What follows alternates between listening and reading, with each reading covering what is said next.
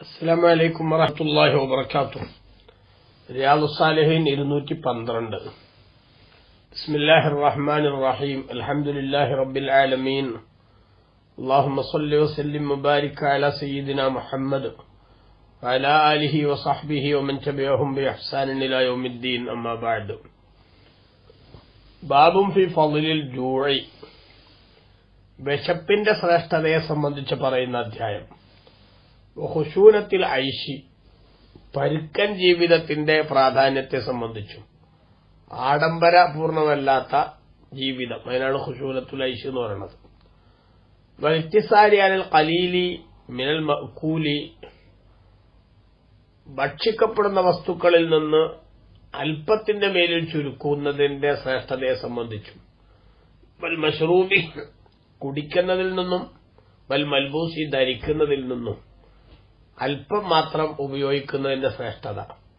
വഗൈരിഹ, അതല്ലാത്ത മറ്റു കാര്യങ്ങളും മിൻ ഹുദൂദിൻ നഫ്സി, ഒരാളുടെ ശാരീരികമായിട്ടുള്ള വിഹിതങ്ങളിൽ നിന്ന് ഇതല്ലാത്ത മറ്റു സൗകര്യങ്ങൾ, അതൊക്കെ പരമാവധി ചുരുക്കുക, അതിന്റെ ശ്രേഷ്ഠതയെ സംബന്ധിച്ചും ദേഹേച്ഛകളെ ഉപേക്ഷിക്കുന്നതിന്റെ ശ്രേഷ്ഠതയെ സംബന്ധിച്ചും പറയുന്ന അധ്യായം. നേരത്തെ ദുനിയാവ് ക്ഷണഭങ്കുരമാണ്, താൽക്കാലികമായൊരു സംവിധാനം മാത്രമാണ്. അല്ലാഹു സുബ്ഹാനഹു വ തആല പരീക്ഷണാടിസ്ഥാനത്തിൽ നമ്മിൽ ഏൽപ്പിക്കുന്നതാണ്.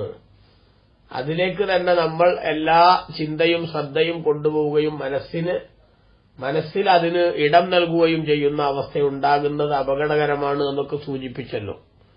അതിന് തുടർച്ചയായിട്ട് തന്നെയാണ് നമ്മൾ മനസ്സിലാക്കേണ്ടത്, ജീവിതത്തിൽ പരമാവധി വിഷമങ്ങളൊക്കെ സഹിക്കേണ്ടി വന്നാൽ സഹിക്കാൻ റെഡിയായി. വിശപ്പും ദാഹവും ഒക്കെ നമുക്ക് വരുമ്പോൾ അതൊക്കെ അല്ലാഹു സുബ്ഹാനഹു വ തആല താൽക്കാലികമായി ദുനിയാവിലുള്ള ചില വിഷമങ്ങളല്ലേ എന്ന് മനസ്സിലാക്കേണ്ടതാണ്. വിശപ്പ് സഹിക്കേണ്ടി വന്നൊരു സാഹചര്യം ഉണ്ടായാൽ ഒരിക്കലും തന്നെ പടച്ച തമ്പുരാന്റെ വിധിയെ പഴിക്കുകയോ എന്താണിങ്ങനെ പട്ടിണി കിടക്കേണ്ട ഒരു അവസ്ഥയിലേക്ക് എത്തിച്ചത് എന്ന് നമ്മൾ ഒരു പ്രയാസം പറയുകയോ ചെയ്യരുത്. കാരണം നമ്മുടെ മുൻഗാമികൾ നന്നായി വിശപ്പിന്റെ വിഷമം അറിഞ്ഞവരാണ്. എന്നിട്ട് അവരാരും പൊറുതികേട് കാണിച്ചിട്ടില്ലല്ലോ. അതുകൊണ്ട് അല്ലാഹു തആല അത്തരമൊരവസ്ഥ നമുക്ക് തന്നാൽ എനിക്കെന്റെ ആഖിറത്തിലേക്ക് എന്തെങ്കിലുമൊക്കെ നേട്ടങ്ങൾ എന്റെ റബ്ബ് കരുതി വെച്ചതിന്റേതായിട്ടുള്ള പ്രതിഫലനമാണ് ഈ കാണുന്നത് എന്ന് മനസ്സിലാക്കി അതൊക്കെ സഹിക്കാനും സന്തോഷത്തോടെ സ്വീകരിക്കാനും തയ്യാറാവണം. അതോടൊപ്പം തന്നെ ഖുശൂനത്തിൽ ഐഷി, ജീവിതത്തിന്റെ പരുക്കൻ ശൈലി, ആഡംബരങ്ങളിൽ താൽപര്യമില്ലാത്ത, അത്യാവശ്യത്തിന് മാത്രം കാര്യങ്ങളെ ശ്രദ്ധിച്ച് മുന്നോട്ട് കൊണ്ടുപോകുന്ന ഒരു രീതിയും ഒരു സ്വഭാവവും, എല്ലാ വിഷയത്തിലും വളരെ ഉയർന്ന നിലവാരത്തിലേക്ക് പോകണം ഭൗതികമായിട്ടുള്ള നമ്മളെ കാര്യങ്ങൾ. അതിന്റെ ഒരു വിശദീകരണം തന്നെയാണ് ഒരു ഇഖ്തിസാരി അൽ ഖലീലി മിനൽ മഅകൂലി വൽ മശ്റൂബി വൽ മൽബൂസി വഗൈരിഹ.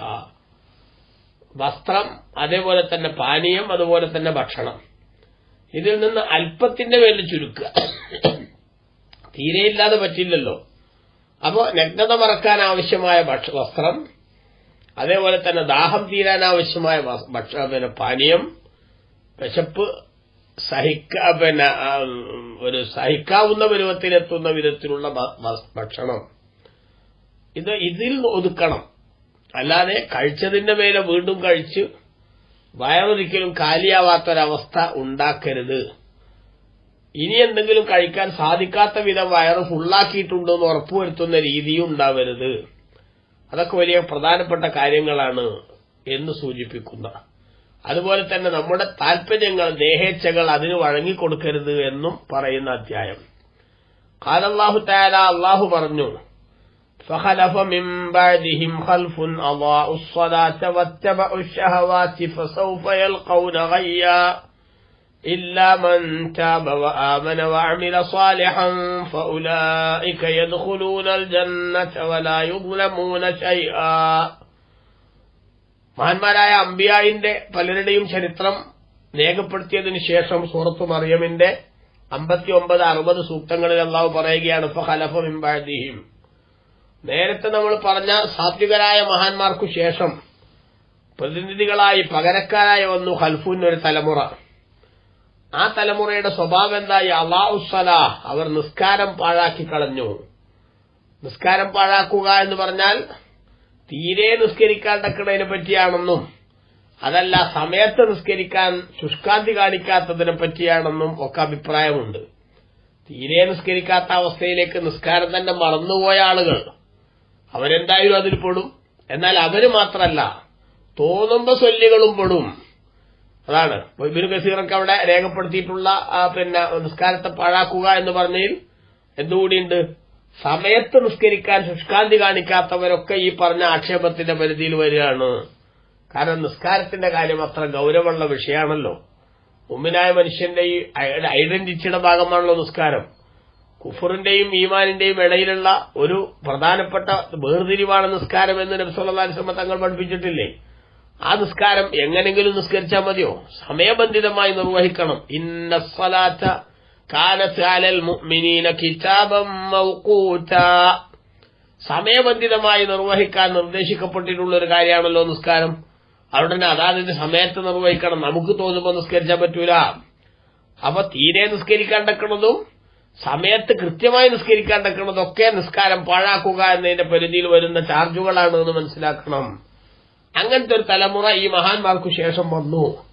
പത്തബൗഷഹവാത്തി, അവർ ദേഹേച്ഛകളെ പിന്തുടരുകയും ചെയ്തു. നിസ്കാരത്തിന്റെ കാര്യത്തിൽ അവർ ഈ വിവിധം ഉഴപ്പിയതിന്റെ കാരണം എന്താണ്? അവരുടേതായിട്ടുള്ള ഒരുപാട് വികാരങ്ങളുടെ പിന്നാലെയാണ്. കളിതമാശകളുടെയും വിനോദങ്ങളുടെയും അതേപോലെ തന്നെ ഭൗതിക രസങ്ങളുടെയും ഒക്കെ പിന്നാലെയാണ് അവർ സഞ്ചരിച്ചുകൊണ്ടിരിക്കുന്നത്. അത്തരം കാര്യങ്ങളുടെ ലഹരിയിൽ മുഴുകിയപ്പോൾ അവർക്ക് നിസ്കാരം എന്നതൊരു പ്രശ്നമല്ലാണ്ടായി. ഇപ്പൊ നമ്മൾ കാണുന്നില്ലേ, ഒരു ഫുട്ബോൾ മത്സരം നടക്കുകയാണ്. മഗ്‌രിബിന്റെ സമയത്ത് കളി നടക്കുകയാണെങ്കിൽ മഗ്‌രിബ് ഖളാ അവിടെയുള്ള ഏതെങ്കിലും ഒരു മുസ്ലിം ചെറുപ്പക്കാരന്റെ പ്രയാസമുണ്ടോ? നമ്മൾ സപ്പോർട്ട് ചെയ്യുന്ന പാർട്ടിയുടെ പ്രകടനം നടക്കുകയാണ്. ആ പ്രകടനത്തിൽ സംബന്ധിച്ച് നിസ്കാരം ഖളാ ആക്കി ടൗണിലൂടെ അങ്ങനെ നടക്കുമ്പോ ഒരു മുസ്ലിമായ മനുഷ്യന്റെ മനസ്സിൽ ബേജാറ് വരുന്നുണ്ടോ? റബ്ബന്റെ നിസ്കാരം പോയല്ലോ. ഈ ഭൗതികമായ ജീവിതത്തിലെ ചില്ലറ താല്പര്യങ്ങൾക്ക് വേണ്ടി നമ്മൾ നമ്മുടെ നിസ്കാരം അതിന്റെ സമയത്തെ വിട്ട് പിന്തിക്കുന്നതിലും മനസാക്ഷി കുത്തുപോലും നമുക്ക് വരുന്നില്ലല്ലോ.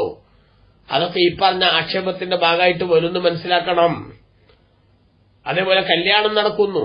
കല്യാണം നടക്കുമ്പോൾ അതിന്റെ ഓട്ടത്തിനിടക്ക് ദിവസങ്ങളോളം നിസ്കാരം തന്നെ ഇല്ലാത്ത അവസ്ഥ എത്രയോ ആളുകൾക്ക് സംഭവിക്കുന്നില്ല. ഇനി തിരക്ക് കഴിയാതെ ഇതിന്റെ ഇടക്ക് നിസ്കാരമൊന്നും ശരിയാവില്ല. നിസ്കാരത്തിന് മൊറട്ടോറിയം പ്രഖ്യാപിക്കുന്ന ആൾക്കാരില്ലേ? ഇതൊക്കെ നമ്മൾ മനസ്സിലാക്കണം. പിന്നീട് വന്ന തലമുറ അവർ നിസ്കാരം പാഴാക്കി കളയുകയും ദേഹേച്ഛകളെ പിന്തുടരുകയും ചെയ്തു. അങ്ങനെയുള്ള ആളുകൾ ഫസൗഫ യൽഖൗന ഗയ്യാ, അവർ പിന്നീട് വലിയ നഷ്ടം അഭിമുഖീകരിക്കേണ്ടി വരും. ഒന്നുകിൽ ഗയ്യൻ എന്ന് പറയുന്നതിനർത്ഥം നഷ്ടം എന്നാണ്, പരലോകത്ത് പരാജയം അനുഭവിക്കേണ്ടി വരുമെന്നാണ്. അല്ലെങ്കിൽ ഗയ്യ എന്ന് പറഞ്ഞാൽ നരകത്തിലെ ഒരു പ്രത്യേക ഏരിയ, വളരെ ഗുരുതരമായിട്ടുള്ള ശിക്ഷകൾ കൊണ്ട് അല്ലാഹു തആല പ്രത്യേകമാക്കിയിട്ടുള്ള ഒരു ഏരിയയാണെന്നൊക്കെ പണ്ഡിതന്മാർ പറയുന്നുണ്ട്. എന്തായാലും വലിയ അപകടം ആഖിറത്തിൽ അനുഭവിക്കേണ്ടി വരും. ഇല്ലാ മൻ താബ, പശ്ചാത്തപിച്ചവരൊഴിച്ച്, വആമന, സത്യവിശ്വാസം സ്വീകരിക്കുകയും, വഅമില സ്വാലിഹാ, സൽക്കർമ്മം പ്രവർത്തിക്കുകയും ചെയ്തവരൊഴിച്ച്, ഫൗലായിക, അക്കൂട്ടർ, യദ്ഖുലൂനൽ ജന്നത, അവർ സ്വർഗ്ഗത്തിൽ പ്രവേശിക്കും, വലാ യുദ്ലമൂന ശൈആ, അവരശേഷം ആക്രമിക്കപ്പെടുകയില്ല. എന്ന് പറഞ്ഞാൽ ഇങ്ങനത്തെ മോശത്തരങ്ങളൊക്കെ കയ്യിലുണ്ടായി കുറച്ചുകാലം, പിന്നീട് അതൊന്നും ശരിയല്ല എന്ന് മനസ്സിലാക്കി ടൈമൊക്കെ മാറി ശരിയായ വിശ്വാസത്തിന്റെ രീതിയിലേക്ക് അവർ കടന്നു വന്നാൽ പണ്ട് അങ്ങനെ ചെയ്തല്ലോ എന്നതിന്റെ പേരിൽ അല്ലാഹു തആല അവരെ വീണ്ടും പിടികൂടൂല. കാരണം തെറ്റുപറ്റിയത് ഏറ്റുപറയാൻ തയ്യാറാവുകയും പിന്നീട് അങ്ങോട്ട് നല്ല ജീവിതം ക്രമീകരിക്കുകയും ചെയ്താൽ അല്ലാഹു തആല അവരെ സ്വീകരിക്കും എന്ന് ചുരുക്കം. അപ്പൊ ഈ ആയത്തിലൂടെ അല്ലാഹു തആല നമ്മളെ പഠിപ്പിച്ച എന്താണ്? നമ്മൾ ദേഹേച്ഛകളെ പിന്തുടർന്നുകൊണ്ട് നമ്മുടെ കടമകളും ബാധ്യതകളും മറന്നുപോകുന്ന അവസ്ഥ ഉണ്ടായാൽ വലിയ അപകടം സംഭവിക്കുമെന്നാണ്. وقال تعالى, അല്ലാഹു പറഞ്ഞു, فخرج على قومه في زينته قال الذين يريدون الحياة الدنيا يا ليت لنا مثل ما أوتي قارون إنه لذو حظ عظيم وقال الذين أوتوا العلم ويلكم ثواب الله خير لمن آمن وعمل صالحا. സൂറത്തുൽ ഖസസിന്റെ 79-80 സൂക്തങ്ങൾ. ഖാറൂൻ മുതലാളിയെ സംബന്ധിച്ച് അല്ലാഹു തആല പറയാണ്, ഫഖറജ അലാ ഖൗമിഹി ഫീ സിനത്തിഹി, തന്റെ ജനതയുടെ മേലിൽ അയാളുടെ പ്രൗഢിയോടുകൂടെ പുറപ്പെട്ടു. ആഡംബരപൂർണമായിട്ടുള്ള വസ്ത്രങ്ങളും അതേപോലെ തന്നെ അലങ്കൃതമായിട്ടുള്ള വാഹനങ്ങളും ധാരാളം തന്റെ അനുയായികളുടെയും ഇടയിൽ ആ തരുണീമണികൾ ആ ആഭരണങ്ങളും ആടയുടെ മറ്റ് ആഡംബരങ്ങളൊക്കെ ധരിച്ചുകൊണ്ടുള്ള ആളുകൾ ആ പുരുഷാരത്തിന്റെ ഇടയിലൂടെ അയാളിങ്ങനെ പുറപ്പെട്ടു ജനങ്ങളുടെ ഇടയിലേക്ക്.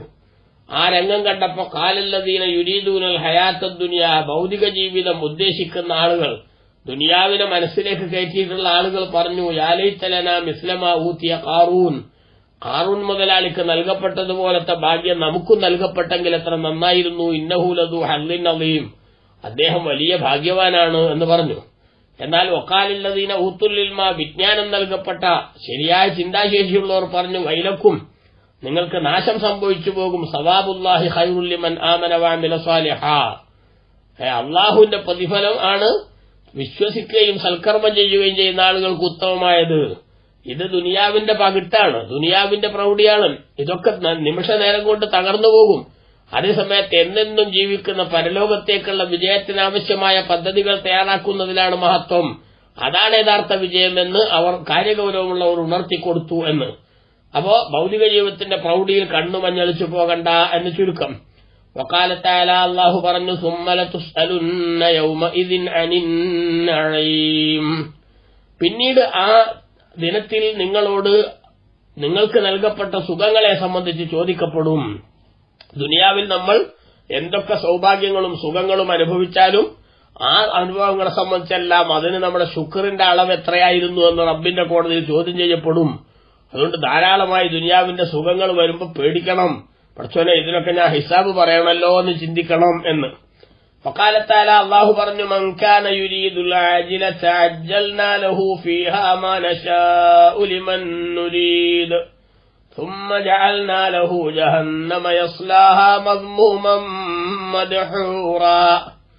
മൻ കാന യുരീദുൽ ആജില, ആരെങ്കിലും ഈ ഭൗതിക ജീവിതത്തിന്റെ പുരോഗതിയാണ് ഉദ്ദേശിക്കുന്നതെങ്കിൽ, അജ്ജൽനാ ലഹു ഫീഹാ മാ നശാഉ, നാം ഉദ്ദേശിക്കുന്നത് അവന് നമ്മൾ ഈ ഭൂമിയിൽ പെട്ടെന്ന് നൽകും. അതായത് ലിമൻ നുരീദു, നാം ഉദ്ദേശിക്കുന്നവർക്ക് ഉദ്ദേശിക്കുന്ന അളവിൽ നൽകും. സുമ്മ ജഅൽനാ ലഹു ജഹന്നമ, പിന്നീട് അവന് ജഹന്നം എന്ന നരകത്തെ നാം സംവിധാനിക്കും. യസ്ലാഹ, അവൻ ആ നരകത്തിൽ കടന്നു വെന്തിരിയും. മദ്മൂമൻ മദ്ഹൂറ, ആക്ഷേപിക്കപ്പെട്ടവനായ നിലക്കും ശപിക്കപ്പെട്ടവനായ നിലക്കും അവൻ ആ നരകത്തിൽ കടന്ന് വെന്തെരിയേണ്ട സാഹചര്യമുണ്ടാകും എന്ന് പറഞ്ഞു. അതായത് ദുനിയാവിന്റെ പ്രൗഢിയല്ല മനുഷ്യൻ യഥാർത്ഥത്തിൽ ആഗ്രഹിക്കേണ്ടത്, പരലോകത്തിന്റെ വിജയമാണ് എന്ന്. സൂറത്തുൽ ഇസ്രായിന്റെ 18ാമത്തെ സൂക്തം. വൽ ആയാത്തു ഫിൽ ബാബി കസീറത്തുൻ മഅലൂമത്തുൻ, ഇതുമായി ബന്ധപ്പെട്ട് ധാരാളം ആയത്തുകൾ വിശുദ്ധ ഖുർആനിൽ ഇതുമായി ബന്ധപ്പെട്ടുണ്ട്, ഈ അധ്യായത്തിലുണ്ട്.